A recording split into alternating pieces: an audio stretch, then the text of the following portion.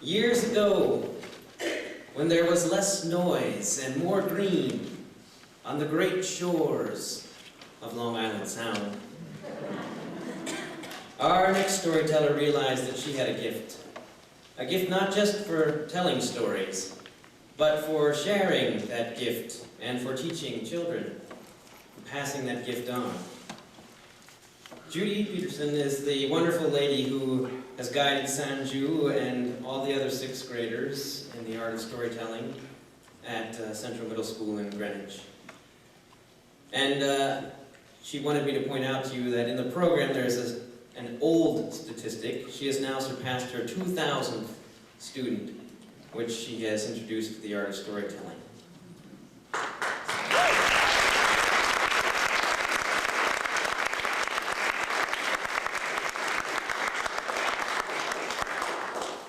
Judy will be sharing some of that gift with you tonight as she tells to us the story of Bearskin, a tale collected by the Brothers Grimm from Germany. Thank you, Judy.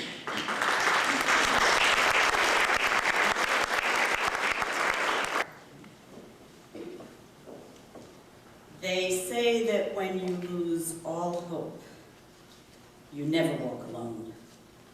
When you lose all hope, the devil walks with you. There was once a young soldier who had lost all hope. He had run away from home when he was only 13. He had joined the army and he had fought for many long years in the war. But finally the war had ended. All the soldiers were sent home. But this young soldier had no home to go to. His village had been attacked and everyone he knew had been killed. And so he wandered from village to village and town to town. It was a frigid winter, and he was cold and he was hungry. He was walking through the woods thinking, if I only had some money, if I only had some money, I could go to an inn and buy myself some roasted meat, some fresh bread, some fine wine. Oh, if I had some money, I could sleep in a nice soft bed. And while he was having these thoughts, he suddenly realized he was no longer alone. There, standing in the shadow of a tree, was an elegantly dressed stranger. The stranger was dressed in a long green velvet frock coat. He had on a black leather boot, just one. The other foot was bare, and the other foot was not a human foot. The other foot was a cloven hoof. And so the young soldier realized he was in the presence of none other than the devil himself. "What do you want with me?" the soldier asked the devil. "Oh, you're the one that's thinking of roasted meat and a nice soft bed. I thought maybe I could just help you realize your wishes. But if you're afraid," well, if there was one thing the young soldier prided himself on, it was his courage. "I'm afraid of nothing," the soldier retorted. "Oh, let's see. Turn around." And there, charging through the woods of the young soldier, was a huge bear. Now the soldier took that bear down with one shot straight through the heart. "Oh, very impressive," said the devil. "You do have courage. Now, let me make a little proposal to you, a wager. If you follow my rules for 7 years, I will guarantee that you will always be wealthy." "What are your rules?" asked the soldier. "Well, before I tell you my rules, here, take this." And the devil handed the young soldier a knife. "Skin that bear." That knife was so sharp it went through that bear skin like a knife going through heated butter. And when the bear had been skinned, the devil took that bear skin and draped it over that young soldier's shoulders. My rules are these. For the next 7 years, you will wear that bear skin. You will never take it off. You will wear it during the day and during the night. You will wear it in all kinds of weather. In fact, you will become known as Bearskin. Now, some other rules. While you are wearing that bearskin, for the 7 years you may not bathe. You may not cut your hair or trim your beard or file your fingernails. During that 7 years, you may never pray. If, at the end of the 7 years, you have followed my rules, then you will be free. Your soul will be your own. I will never bother you again. I will make sure you are always wealthy. But if during that 7 years you decide that you hate yourself so much that you kill yourself, your soul will be mine. Now, feel inside that bearskin. You will find a pocket. It will always be filled with gold and silver coins, more than you can ever spend. The young soldier reached inside that bearskin. He found that pocket and he came out with a fistful of gold and silver coins. Oh, he was so hungry. He could smell that roasted meat. He could taste that fine wine. He could feel that soft bed. And when the devil asked, "Well, do you accept my wager?" the young soldier answered, "Yes, yes I do." And that night, and for months after, every night, the young soldier treated himself to the finest of food, to the most luxurious lodgings.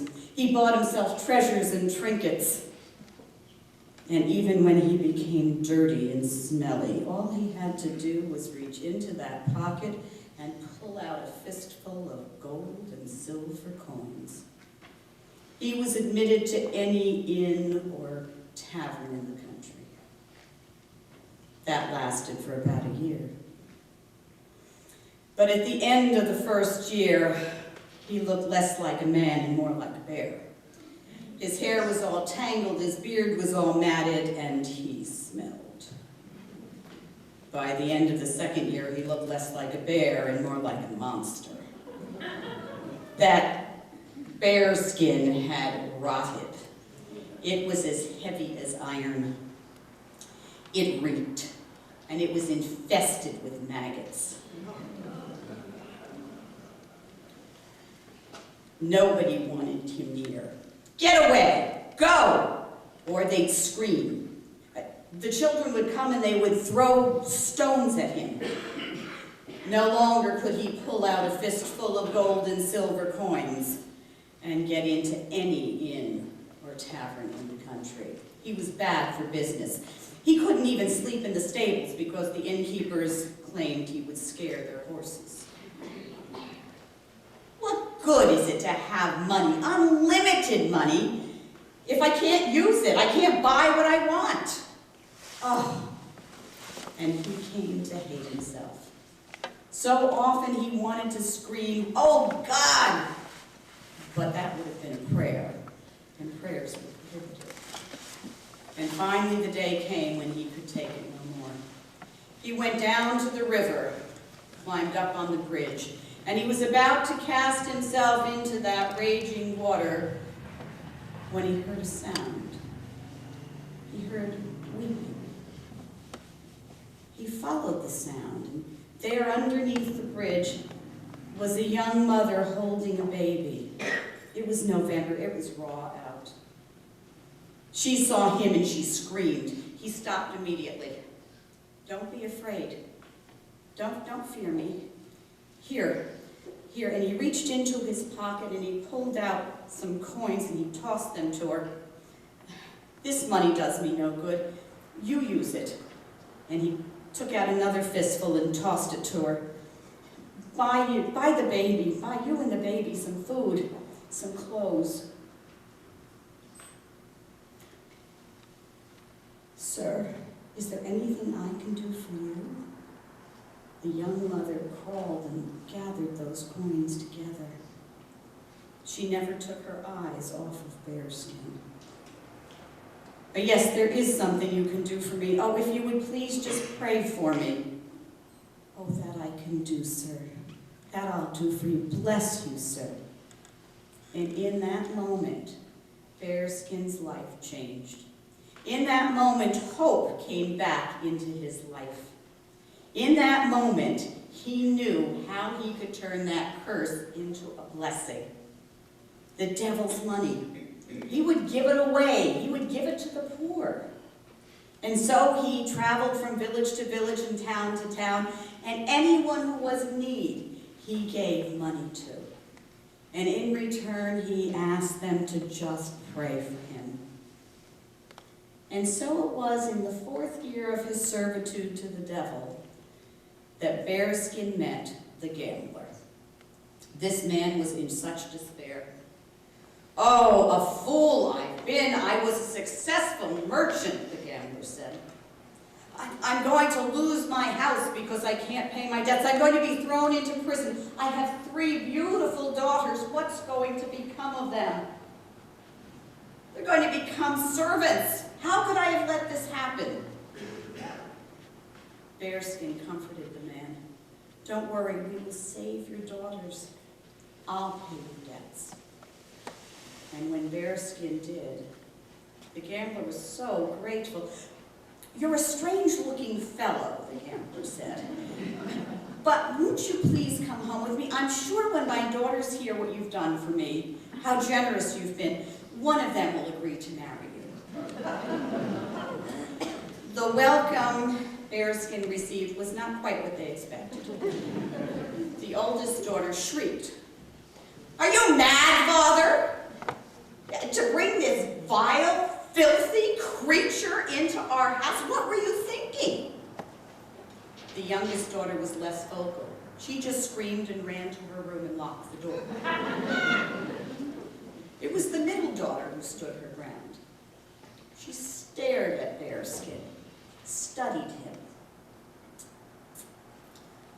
"Your eyes, they're very kind. That means you must have a kind heart. Yes, Father, I will marry him as you have asked us to do." Bearskin reached into that pocket of his, and he pulled out a gold coin, and he broke it in half. He handed half to the middle daughter. "Please wait for me. I will come back in 3 years, and I will ask you to marry me if you'll have me." And so Bearskin continued on his journey, going from village to village and town to town, giving away the devil's money to the hungry, to the homeless, to the sick. In exchange, they gave him their blessings. And every day he had more and more hope in his life. Hope that he would finally defeat the devil. And each day he thought too of that middle daughter and wondered if she was waiting for him. And so at last, the last day of the 7th year came. He went to the same woods where he had met the devil, and there was the devil waiting for him, leaning against a tree. Bearskin strode up to the devil. "I've won! I've won!" "I know you've won. Your soul is your own. You're free. And I'll make sure you're wealthy for the rest of your life." The devil turned to go, but Bearskin grabbed him by the shoulder. "I'm not done with you yet. You're not leaving. You've made me the monster I am. You're going to make me human again." And Bearskin forced the devil to peel that rotten bearskin off of his body. Oh, how the devil gagged. And Bearskin forced the devil down to the river and made the devil wash that 7 years of filth from his body. He made the devil cut his hair and trim his beard and hack off those long yellow claws that had grown. And when he looked human again, Bearskin took the devil's own green velvet frock coat. He put it on and he went into town and bought himself a fine new suit of clothes. He bought himself a horse, and the very next day he went to the gambler's house. Nobody recognized him. And when he announced, this elegant stranger, that he was there to find a bride, Well, you can imagine how the oldest daughter and the youngest daughter just fell all over each other trying to get his attention. They fed him, they fanned him. He looked at the middle daughter, who was sitting across the room. She was looking at him, but not saying anything. "What about her?" he asked. The oldest daughter confided, "Oh, she's engaged to the most hideous monster." And the youngest daughter added, "Oh, ugly as could be. I feel so sorry for her." Bearskin looked at the middle daughter. "Is he really that bad?" No, he has very kind eyes. In fact, your eyes remind me of his." Bearskin arose and reached into his pocket and took out that half of a ring that he had broken 3 years earlier. He showed it to the middle daughter. "Will you marry me?" he asked. And she reached into her pocket and took out her half. They embraced each other, and shortly thereafter they were married. They spent a lifetime together in happiness, and they always had more money than they could ever spend, money that they gladly shared with anyone who was in need. And you can be sure that man that was once known as Bearskin, never again was he tempted to make another bargain with the devil.